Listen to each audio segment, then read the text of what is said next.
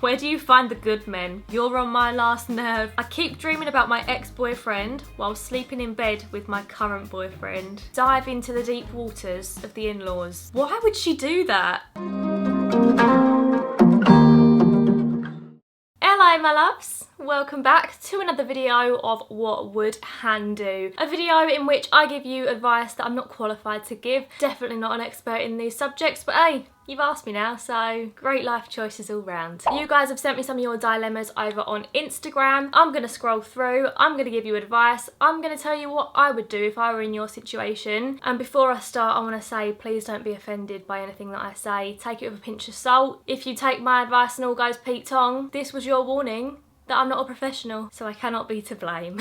If you guys enjoy this video, please do give it a big thumbs up. I'm happy to do a part 3 of this if you've got more dilemmas. If you need some advice in the form of a bit of light-hearted entertainment, let me know. So the first dilemma, all of these will be anonymous, of course. We've got me and my boyfriend broke up, but we work at the same company. In my opinion, this isn't that much of a dilemma. I think you've just got to be mature about it. Like, yeah, he's your ex-boyfriend, but you both still want a job, right? You both still want to earn money. You can still do that even if he's there. No biggie. Unless maybe you're working like literally together, then I'm not really sure what I'd do. I told you this wasn't professional advice. Next up, we've got, I'm bored of my job, but I love the people I work with. I think this is quite a common issue and I can definitely see why. I think you've got to weigh up the pros and cons. So how bored of your job are you? Do you genuinely want a new job, or do you kind of value the people in your life more? But then you might find a new job and you might love the people there. So I don't think there's any right or wrong with this one. If you stay at your current job, you've got people around you really like. If you go to a new job, hopefully you'll enjoy it more. So try and look at the positive sides of both rather than the negative sides of both. Advice on feeling scared of never finding the one when everyone else my age is getting engaged or pregnant. I'd really like some advice for this too. No, in all seriousness, something I think about almost daily is that you are exactly where you're meant to be right now. Things will happen when they happen. There's no point stressing about it. I honestly believe that the universe has our lives mapped out for us. I know I'll probably sound crazy saying that, but I think you've just got to ride the wave and see what happens. And you really can't compare your life with someone else's. You just can't. Everyone's life is so different. Don't stress about it. Otherwise you're going to waste your present worrying about the future. And then when it gets to the future, you're going to do the same thing. So I can't stop online shopping. Help. Do you know what you need to do?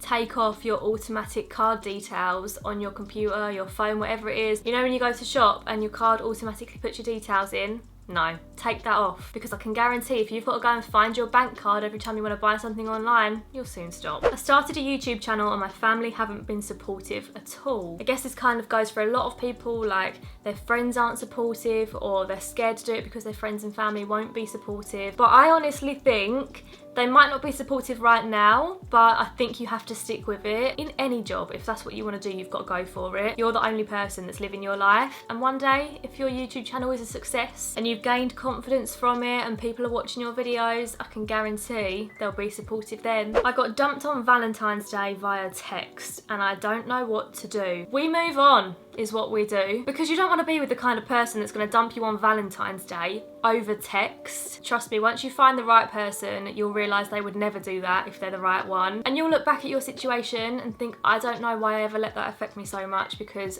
what a little weasel.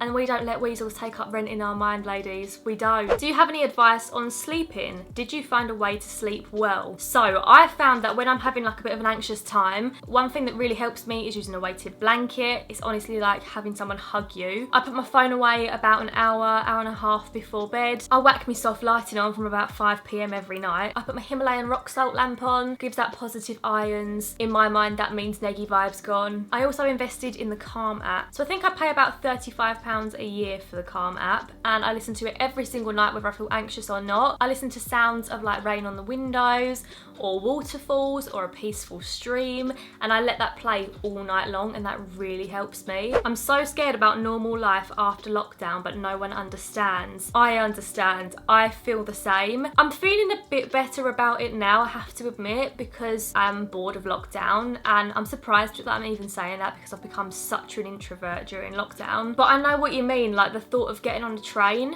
terrifying. The thought of going to a meeting, terrifying. The thought of going to a busy shopping centre, terrifying. Hopefully we'll all be in a position where we kind of like ease ourselves back into normal life. I really don't think it's going to be that we wake up one Monday morning and life is back to normal, so try to relish in that. Take comfort in the fact that it's going to be a slow process. This one makes me feel really sad. So the next one is, my mum always calls me fat and it's really bothering me. I honestly think this is awful. I think this counts as emotional abuse, to be honest. And I know that is going a bit deep, and I normally say in these videos, these are all like light-hearted issues. If you are genuinely struggling with anything, I'll leave some helplines in the description down below, because obviously I am no expert. But with this one, I think if you can, you need to talk to your mum about it and tell her how it makes you feel when she says things like that. It's so much easier said than done, but you've got to try not to listen to what your mum says. It depends how old you are as well, I guess. It's a difficult one, this. Communication is key in every aspect of life. Where do you find the good men? Can't seem to find them anywhere. I can't find them either. I bought my own house 6 months ago. I have a boyfriend of 4 years. Should I ask him to move in? I think it completely depends how you feel about it. Congrats on buying your house, by the way. That is amazing. Maybe you want some time for it to just be your house. That's perfectly fine if you want it to be like that.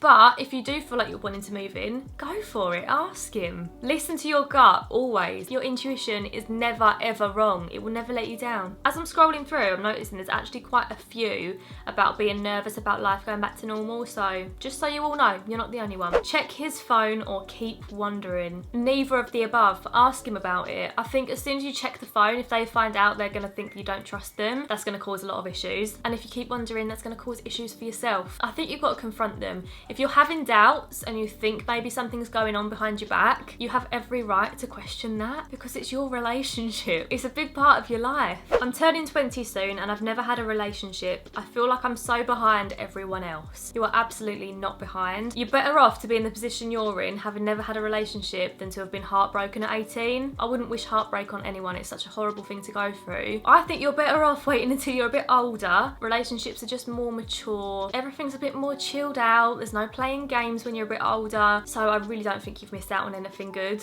You've missed out on the bad bits, which is a very good thing. Okay, we've got some home truths coming with the next one. I've been with my boyfriend for 4 years, but now we want different things out of life. I want to move away and he doesn't. What would you do? I would end the relationship. I know that's probably really hard to hear, but I just think in a relationship you've got to be on the same page. They're the only other person in your life that needs to kind of fit in with it. Like, it doesn't matter if your parents want different things because you're not spending every day with them. It doesn't matter if your brother or your sister want different things because you're not spending every day with them. But with a relationship, I do think you've got to want the same things out of life. No one should have to compromise. Like, he shouldn't have to move away because you want to. You shouldn't have to stay where you are because he doesn't want to move. Do you see what I mean? I think if you go your separate ways, in the long run, you will be glad that you did. And although you've been together for 4 years, you've also only been together for 4 years. Do you know what I mean? Seems like a long time, but in the grand scheme of life, you could be married for like 30, 40, 50, 60 years, and you've got to be on the same page with that person. How do I break up with my boyfriend? Like, how do I even bring it up? You say to them, I think we need to have a little chat. They're probably gonna know what's coming. The big B word is coming. Potential breakup. I always said, once you've spoken about a breakup a little bit, it's gonna happen because you're both thinking about it. I remember back in the day when I was in a relationship and I was kind of testing these waters as well. And I said to him, imagine if we broke up one day and this happened and that happened. Oh, we were in the car, I remember it so vividly. And ever since that conversation, it was brewing. That definitely gets the clogs turning. Clogs? I think I meant cogs. I'm so shy around my boyfriend's mum and dad. How can I overcome it?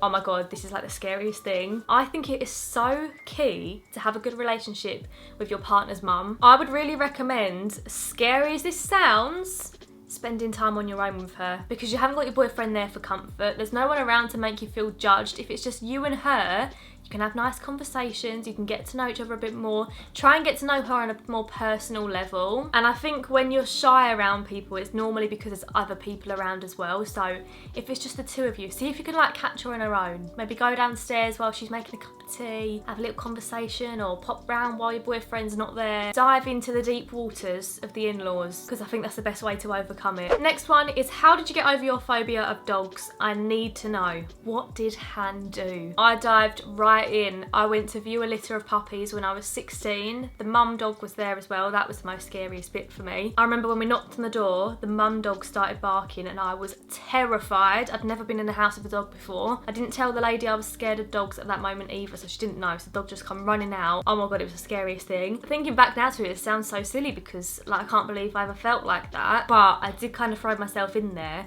I was still terrified when I left. It didn't cure me. I still had the phobia. I would still get panicky every time I heard keys jingle because I thought it was a dog tag. By the way, we didn't just go and view these puppies to get over the phobia. Like, we weren't actually going to get one back then. We were thinking about it seriously because we thought that would be the only way for me to overcome it. Turns out it wasn't the right time for us back then, but once I'd done that, I then went round to a friend's house who had a dog. Make sure it's someone understanding, like they're not just going to let the dog run all over you. And she was really lovely about it. She kind of shut the dog away and then she'd put the dog on a lead and come in. And little steps like that is how I started off. And from then it feels like time flew and now I've got a dog. And I absolutely love dogs. I can't imagine life without one now. There's a whole lot more to it than that. So hopefully I'll do a video about that one day. I would really like to do that. But I want to put a bit more thought into it. I'd love to like go and visit Dogs Trust or Battersea or something like that to kind of like put a bit of background to it, if you know what I mean. I also used to think I was the only person that was scared of dogs, but when I first spoke about my phobia, I had so many messages from you guys, like more than I could ever have imagined. Probably over 100 messages of people saying they had this same phobia, and I nearly cried because I was like, I wasn't the only one that whole time. So yeah, don't feel like you're alone. You're not the only person, but you will get there. I don't know whether to travel the world after COVID or settle down and get a job and a house. I think in your position, I think you need to see the world. If you're torn, you might regret not doing that one day, and you're always going to settle down with a house one day. Everyone is so different. Like for me personally, I'd never consider traveling the world. It's just not me. But I do think if it's something you're considering, run with the wind, my friend. I live with my boyfriend and my friends get annoyed I spend so much time with him. Help. What are you meant to do? Kick him out? Say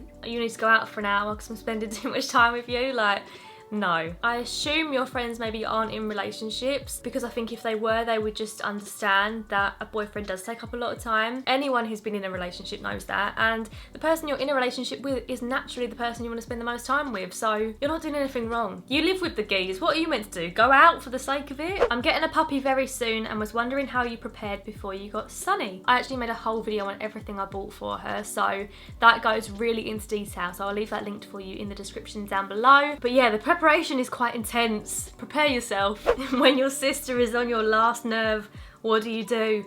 Tell her, you're on my last nerve. Watch it.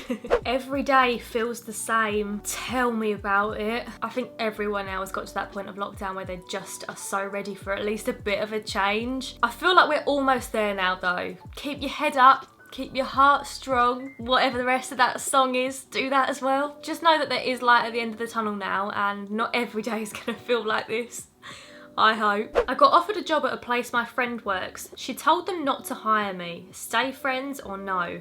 No. Why would she do that? She obviously likes the job if she works there. Why would you not want your mate to be working with you? That makes no sense to me. Nah, she's giving me bad vibes. Red flags, girl. I keep dreaming about my ex-boyfriend while sleeping in bed with my current boyfriend. Oh, big O. No, do you know what? I don't think it's that deep. Like, well, it depends what the dream is about. Are you dreaming that you're getting back together? Is this the love of your life in your dreams? Or is he serving you at the Mackey's drive-thru? Like, very different things. I think as long as you're not awake and consciously thinking about your ex-boyfriend and wanting to text him, it's fine. It's not too deep. But if that's carrying on into the daytime and you're still thinking about the ex-boyfriend, then maybe bit more of an ish. But don't tell the current boyfriend that you're dreaming about your ex. Just don't do it. It's gonna cause an argument. He's gonna feel insecure, and dreams don't have to be that deep. Okay, I'm gonna choose one more because there are still so many to go through, but I think this video is gonna be so long. I wanna make it a good one. Give me a second. Okay, I found the last one.